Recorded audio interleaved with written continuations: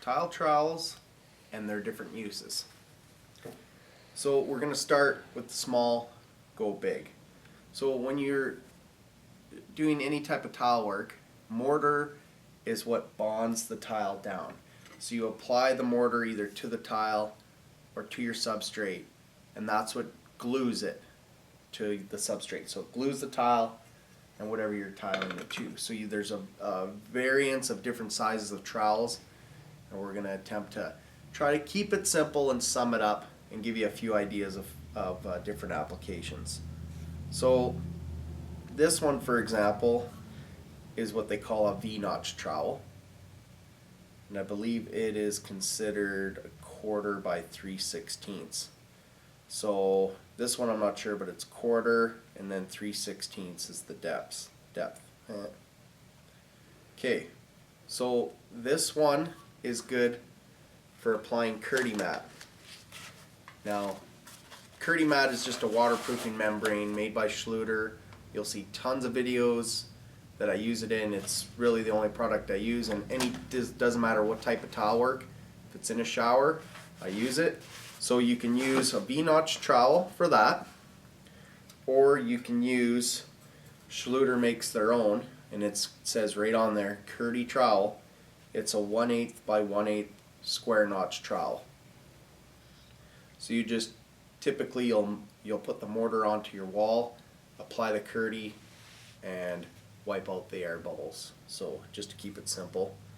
So that's what those are for. Sometimes if I'm doing like small mosaics, like little glass or little like 1/2 by 1s or just little small ones, I'll use like a V-notched or a small trowel, right? Because what you don't want to have happen is if you have small mosaics all on one sheet, when you lay it and squish it into your thin set, you don't want it like squirting through, and then you got to clean all those lines out before you grout. Because the grout is what fills the lines, right? You want the lines free of any obstacles, or at least down 1/8, so that the grout is what makes the color and fills the grout lines, right? So now this trowel here is a 1/4 by 1/4 by 1/4 square notch. So this tooth is a 1/4 wide, the gap is a 1/4 wide, and it's a 1/4 deep as well. This one is pretty handy for most, like I've laid 2" by 2" mosaics like on a flower shower floor with this. I've laid different ceramic and porcelain like 6 by 12s and 12" by 12", 13 by 13". So I'll lay them with a 1/4 by 1/4 by 1/4, and maybe larger mosaics, like I said, like 2 by 2s. So you're kind of bordering a little bit too big for this one. Actually, what I'll do is I'll grab, dang it, there's also one in between that's it's for the Dieter mat that Schluter makes, and it's a little bit bigger than the 1/8 by 1/8, and it's kind of in between these two, so you can use that for mosaics as well. Another one that I like to use is this one's a 1/4, the tooth is a 1/4 wide, the gap's a 1/4 wide, but it's 3/8 deep. Now I like using this one on floors or shower tile, like 12" by 12", or even a bit bigger.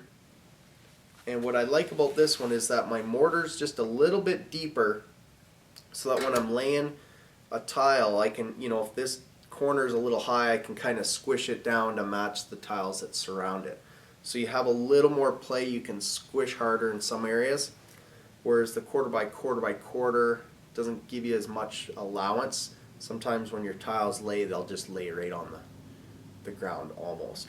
So another really cool one that I've been using lately is a 1/2" by 1/2" by 1/2" deep square notch. Now that's typically what you use. Like a lot of the tiles are kind of contemporary now. Like these are just cut pieces of some porcelain, but they're quite thick, and these were originally 12-inch by 24-inch. So what we use for that is like a large format mortar. We use the big 1/2 by 1/2 trowel. The reason we use the 1/2 by 1/2 trowel is that they make these lash clips, and the lash clips, what you do is you mortar this tile down. Is this okay for? So you mortar this tile down, then you squeeze these little clips under it, those lash clips. And the reason we use these is these tiles have a nice square edge on it. So then I'll spread some more mortar. I'll lay my next tile down. I'll use whatever type of tile spacer I want, like this is just an 1/8 by 1/8, but bigger tile I'll use a 3/16, no bigger. Then what you do is you take these wedges and you just wedge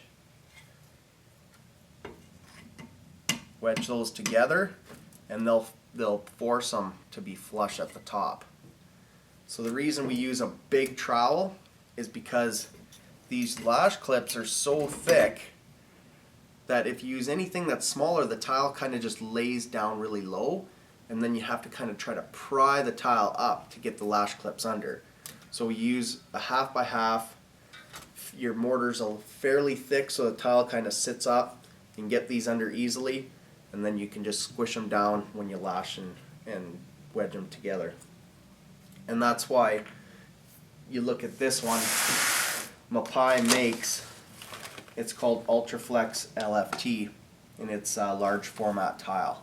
So 12 by 24s, 16 by 16s, 18 by 18s, any big thin set, it means that it sets in thin batches, right? So this is actually considered a medium set. So when you use the big trowel, it'll set a thicker amount and still be strong. So that hopefully gives you kind of a general idea. And you know, smaller the tile, the smaller the trowel. Move and go bigger tile, bigger trowel. Hopefully that helps you. Oh, and then one more before we forget is a grouting trowel. So after all your tiles are placed, you clean out your grout lines, vacuum them out, mix up your grout, then you just apply it with like a flexible, like this one's been used a million times, but just a flexible grout trowel, and you just squish it in. You can work it into the grout lines, let it set up, wash it off. You'll see videos where I do lots of that.